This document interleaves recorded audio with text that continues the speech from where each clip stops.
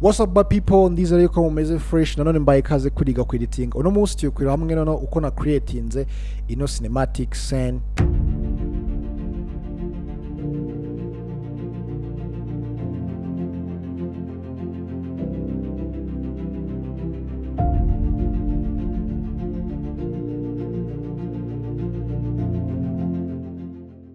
So guys, nkuko urimo kwibona urabona yuko imeze fresh, iri simple ariko iri so creative. So mbere yuko nsimbukira muri Premiere Pro ndagira ngo mbanze mbabwire uko na shootinze ino scene. So guys, ino scene uburyo nayishutinze nakoresheje green screen, okay? So no ku bantu bafite blue screen nta kibazo bayikoresha, and then nkoresha n'amatara abiri. Itara rya mbere ryari key light, so iri gufocusinga kuri subject, okay? Irindi ryari backlight. So ira backlight impamvu nashyize backlight inyuma no kugira ngo nuko mfite idea yo kubona creating a background ifite ama shapes abiri, muri ama shapes abiri niho urumuri ruzaba guturuka, okay? So niyo mpamvu nayishyizeho as backlight kugira ngo ninza gushyiraho iyo background bize kumacinga ku buryo biraza kuba ari ibyanyabyo, ku buryo abona ko izo light ziri guturuka muri izo shapes muri izo shapes ziri kuri background ziza ziri no gukubita kuri subject yanjye. That's why nashyizeho iyo backlight. So and then ikindi just ni camera nakoresheje Lumix S5, and then also guys with a phone. Ku bantu bafite phone guys nabo bayikora, there is no way. Niyo mpamvu nahise nyine it's a zero budget guys, okay? So reka dusimbukire muri Premiere Pro noneho mbereke uburyo na creatings. Let's go. So nkuko urimo kwibona iyi niyo footage clip yanjye ngiye gukoresha. Urabona yuko ahantu nayishutingiye still fite lighting ebyiri. Iyi ngiyi niyo yari main light iri gufocusinga kuri subject hano imbere, okay? And then iyi ngiyi iri backlight, okay? So ikintu ndaza gukora rero, urabona yuko just green screen yanjye ntago ifitinga fresh cyangwa se ntago ifitinga yose muri frame neza. So nuvuga ngo step ya mbere ngiye gukora, ngiye kubanza na maskinga aho subject yanjye iri, kuko ni subject ndimo gukenera. So ndaza no muri effect control, inzano kuri opacity ndaza gukoresha kano tools kitwa free draw bezel, okay? So ndaza ugakanda noneho inze guselectinga aho subject yanjye iri, ariko ndaselectinga guys muri green screen, okay? So ndaza guselectinga gutya kugira ngo nze guselectinga subject yanjye fresh, okay? And then gutya guys. So urabona yuko ari subject yanjye nsigaranye, ibindi byose ntabwo bya biri necessary mise mbikuramo, and then ndahita nzana gufedaringa. Urabona ko iyo nkoze feda cyangwa se no gusmoothinga nyine, okay, kambyite muri ubwo buryo hano mba na maskinze, okay? So iyo maze kumaskinga nicyo gihe nono nze gukuraho iyi green screen, okay? So ndaza hano kuri project panel, okay? Inzano kuri effect, okay? So ku bantu bafite ama screen matoya hari igihe effect uyibura, uhita uzana kuri double arrows, okay? Ukinaboringa kano ka effect, and then ndahita nza gusacingamo effect yitwa urutraki.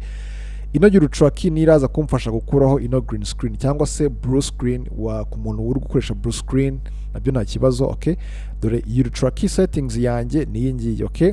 Ifite setting yitwa key color, ikanagira kano ka icon. Iyi icon nayo ngiye kuza gukoresha ndi kuri movinga ino green screen. So ndahita nza gukanda no kuri green screen guys. Mbere yuko nyikandaho uburyo na settingzemo green screen yanjye guys nago ari sawa. Urabona yuko bufitemo ibintu bimeze by'imipfunyararo, ibintu nk'ibyo ngibyo, ariko guys better yuko niba ugiye gukora ino efe uba ufite green screen, yes, iri smooth. Ngiye ntago nayirambuye cyane, so muraza no kubona the reason why ntayirambuye ko hari ibintu nyine biraza bitaraba bimeze neza, okay? Better yuko uyirambura. So ndaza gukanda kuri green screen yanjye. Urabona yuko iyo irambuye neza ibitivaho, ariko urabona yuko ngiye gusettinga, ngiye kubibalancinga neza kugira ngo ngerageze kuyikuramo, okay? So ndahita nza hano kuri output composite, inzano kuri alpha channel. So icyo ngiye gukora rero nuko nshaka yuko ino subject yanjye iba ari umweru uri pure, and then hano iri black. So ndaza gufungura ino mate generation kugira ngo nze kubalancinga hose, okay? Urabona yuko ino subject yanjye yose isa umweru gutya, yes, ifite umweru fresh. None ngiye kurwana yuko nakuraho bino bintu by'umweru biri hano muri background guys. Bishobora kutavamo byose kubera ngiye green screen yanjye ntago nayirambuye fresh, okay? so ariko urabona yuko gutya guys birimo biragabanutse. Okay,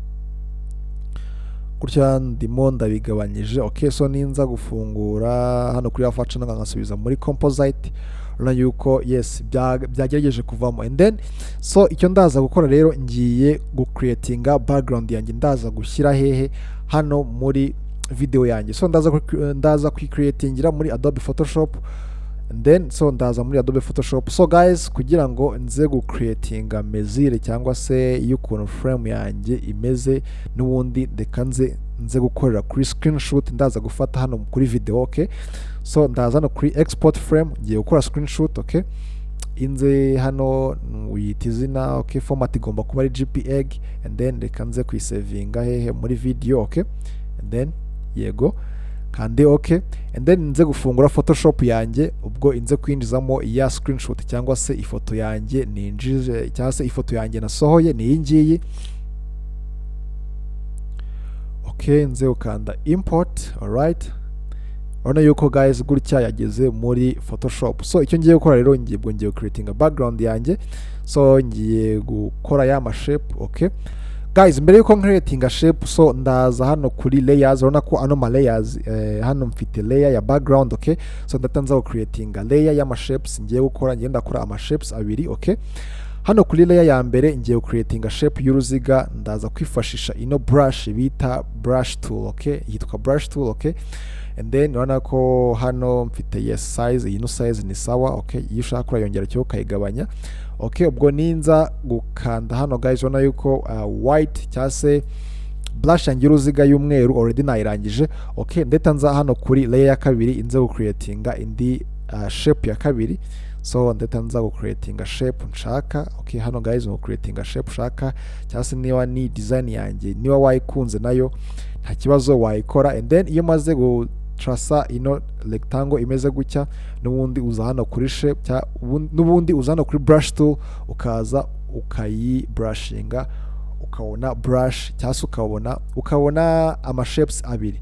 So guys, and then icyo ngiye gukora, urabona yuko ano ma shapes yanjye ntago ari grow, so ndaya growinga. Okay, ndaza hano kuri FX. Okay, inza hano kuri outer grow, none urabona yuko effect yanjye ya glow yayisijyaho. Nuvuga ngo hano hari outer glow settings. Okay, iyo ushaka hano wongera opacity cyangwa ukayigabanya. Okay, nuvuga ngo hano kongera size ya glow cyangwa ukayigabanya. Okay, hano ino glow mfite ni sawa, and then nkaza gakanda. Okay, so and then nkaza no kwishyira hehe hano kuri iyi shape yanjye ya mbere. Okay, so ndaza guholdinga alt kuri keyboard yanjye. Okay, inze gukopia ino effect, inze kwishyira kuri layer ya mbere, urabona yuko direct yahise ijyaho. So nuvanga igisigaye ngiye gushyira black background hano inyuma yayo. Okay, so urabona yuko maze gucreatinga ama layer abiri y'ama shapes. Okay, so ndaza gucreatinga indi layer ya gatatu munsi ya ma layer abiri. Okay, so inze noneho kwadingaho black. Okay, nuvango inze kwadingaho black imeze gutya. Okay, yeah, this is nice. So and then guys, urabona yuko ndangije gucreatinga background yanjye. So icyo ndaza gukora rero, ubwo ngiye kwisavinga nyijyane muri Adobe Premiere Pro, ndaza no kuri file. Okay, save as copy, so nyisavinge muri JPEG. Okay, so nubundi kanyisavinge muri video, then nyite BG background. Okay, kande save. Okay, so kande okay, and then ndetanza kugaruka muri Premiere Pro yanjye. Nono ino layer ya video nze kwizamura gato, nono kuko uno mwanya uri hano hasi niho ndaza gushyiramo background yanjye. So ndetanza ku importingamo background, go on file. Okay, nzano kuri import. Okay, so yari iri muri video ni iyi ngiyi, ubwo ndetanza kuyiterura inze kwishyira hano munsi. Urabona yuko yes background yanjye uburyo imeze guys. So nkuko nababwiye izi ni za mistake nakoze guys, but I'm sorry, ntabwo bizongera. Okay, kwa kundi nyine iyo uri kuri green screen cya gitambaro cyawe kiba kitarambutse fresh. Okay, so hanga abari nk'igicucu nyine yes cy'igipfunyaro cya green screen. Okay, hanga birumvikana. And then ariko iyo wayirambuye guys abari ibintu bimeze fresh guys. Okay, so and then reka nze kuzuminga hano kuri subject yanjye guys. Urabona yuko hano subject yanjye ntago wagira ngo ntago iri smooth kuri aya ma edges, okay. So ndagaruka hehe kuri ya settings ya Eurotrack, inze gufungura ino matte clean up, okay. None ndaza gukoresha ino chalk na soften, okay. Iyo nyikoresheje urabona yuko kuri edges ngenda ndi kwismoothinga, okay. Even hano kuri soften urabona yuko guys noneho ibintu birimo guhura neza cyane, okay. And then so icyo ngiye gukora noneho ngiye gucreatinga the cinematic bars hano hasi no hejuru kugira ngo ize kuba iri cinematic. So ndaza hano kuri new item nze gucreatinga adjustment layer kandi okay.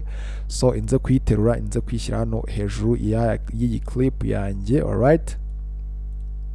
And then ndahita nza n'ubundi hano kuri effect muri project panel, ubwo nsacingemo effect yitwa crop, okay. Ndaza hano kuyishyira hano kuri adjustment layer, ubwo ndaza gukoresha top na bottom, okay, kuko ndashaka cinematic bars hasi no hejuru, okay. Hano nshobora gushyiramo karindwi bigomba kuba bingana, ubona yuko cinematic bars zanjye zise ziza, okay. Ubwo mbigize full screen guys, hano uhita ubona yuko yes cinematic bars hasi no hejuru zahageze.